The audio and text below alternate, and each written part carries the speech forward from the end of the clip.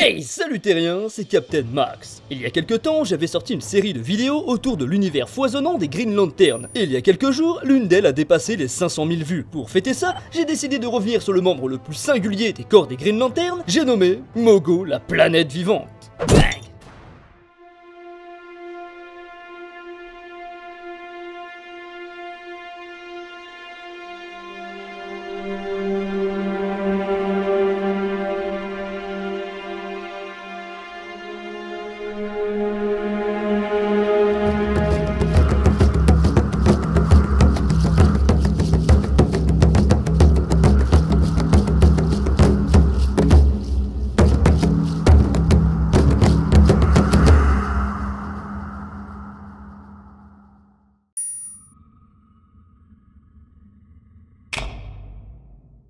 Officiellement, Mogo a été créé par le scénariste que l'on ne présente plus, Alan Moore. Bon, ok, pour les 2-3 terriens qui ne le connaissent pas, c'est celui qui a écrit The Killing Joke, V pour Vendetta, ou encore La Ligue des Gentlemen Extraordinaires.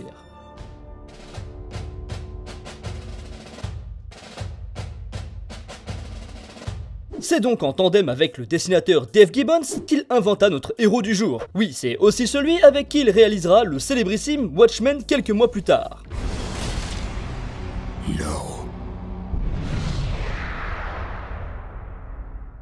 Le personnage fait donc officiellement ses débuts dans un mini-récit intitulé Mogo ne socialise pas, publié dans le numéro 188 de la série Green Lantern volume 2, sorti en mai 1985. Je dis officiellement car il semblerait qu'un flou existe autour de la première apparition du personnage, qui pourrait remonter à quelques années en arrière. 22 pour être précis. En effet, en octobre 1963, dans le numéro 24 de la série Green Lantern, John Broome et Gil Kane présentent une courte histoire intitulée Le monde étrange nommé Green Lantern, dans laquelle Hal Jordan rencontre une planète vivante qui se fait appeler Green Lantern, en l'honneur du héros dont elle a connu les aventures. Cette planète ne sera mentionnée qu'une fois par la suite, puis tombera dans l'oubli.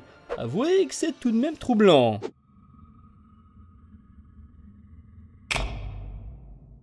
Depuis sa création, le corps des Green Lantern a toujours montré un large éventail d'individus, tous plus différents les uns que les autres. Cependant, certains membres sont tellement spéciaux qu'ils sont obligés d'œuvrer à l'écart du corps. On peut citer par exemple un virus qui tuerait quiconque se trouverait à proximité, ou encore une simple formule mathématique abstraite seulement visible par les gardiens eux-mêmes. Vous l'aurez compris, Mogo fait partie de ces recrues obligés de rester éloignés du corps, car s'il devait s'approcher d'une autre planète pour une mission ou ne serait-ce qu'assister à une réunion du corps sur OA, son champ de gravitation détruirait non seulement la planète dont il s'approcherait, mais également lui-même. D'après Thomas Ray, le premier adversaire connu de la géante tellurique fut un chasseur avide de destruction nommé Bolfunga l'intrépide, qui, souhaitant élever sa réputation à un niveau plus élevé que son ego, décida d'affronter le lanterne à la fois le plus mystérieux et le plus redouté, un lanterne nommé Mogo. Il se rendit ainsi sur la planète censée lui servir de refuge, et se mit alors en quête de ce dernier pour l'affronter. Ne recevant aucune réponse à ses menaces, il décida de fouiller la planète. Mais malgré plusieurs mois de traque, il ne trouva aucune trace du guerrier d'Émeraude. C'est alors que le chasseur s'intéressa à la faune et la flore, et il fit une découverte qui lui glaça le sang. Un motif était en effet présent sur le feuillage recouvrant la planète. Dès lors, il trembla de terreur, abandonna tout son équipement sur place, grimpa dans son vaisseau et s'enfuit aussi vite que possible. Il a finalement compris que l'adversaire qu'il venait défier était en réalité la planète elle-même. Malheureusement, en dehors de cette histoire, le passé de Mogo reste très mystérieux, le personnage ne faisant que quelques apparitions par-ci par-là. La plupart du temps, il reste en retrait, sa principale mission au sein du corps étant de guider les anneaux des lanternes décédés dans leur quête d'un remplaçant. Étant donné son niveau de puissance, il est également souvent utilisé comme arme de dissuasion, ou de dernier recours comme lors de l'arc Sinestro War ou dans la série Injustice. On notera que depuis le Rebirth, Mogo s'est acquitté d'un nouveau rôle, et non des moindres, puisqu'il sert de quartier général au corps tout entier, basé dans le secteur spatial 0. En tant que lanterne protecteur du secteur spatial 2261, Mogo possède tous les pouvoirs de base des Green Lantern, c'est-à-dire lancer des rafales d'énergie, communiquer à travers l'univers, traduire n'importe quel langage et bien sûr modéliser n'importe quelle construction à la seule force de sa volonté. Sa nature de corps céleste lui confère quelques capacités complémentaires, comme le contrôle des conditions météorologiques ainsi que la flore évoluant à sa surface, ou encore celui de sa propre gravité. Le principal point faible de Mogo réside en grande partie dans son approvisionnement vital et constant en énergie l'énergie verte provenant directement de la batterie centrale. Si ce dernier devient insuffisant ou vient à disparaître, Mogo se retrouve sans la moindre énergie et tombe dans un état comateux, ne pouvant dès lors plus assurer sa principale fonction de guide. Le corps ne pourrait plus se renouveler et finirait donc par disparaître.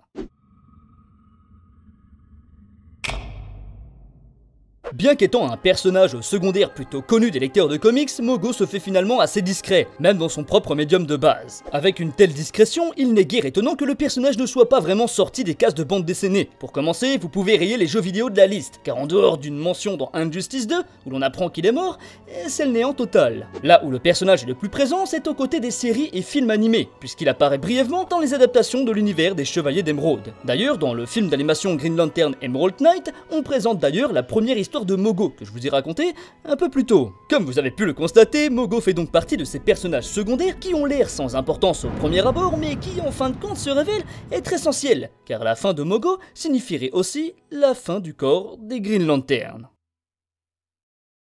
J'espère vous avoir intéressé avec ce personnage. Les corps des lanternes comptent dans leur rang de nombreux autres membres assez uniques. Et si vous avez apprécié cette présentation, c'est bien sûr avec plaisir que j'en aborderai d'autres. Et bien voilà, on espère que cette petite vidéo vous aura plu. Si c'est le cas, comme d'hab, vous savez quoi faire. Merci encore et à très bientôt. T'es rien ?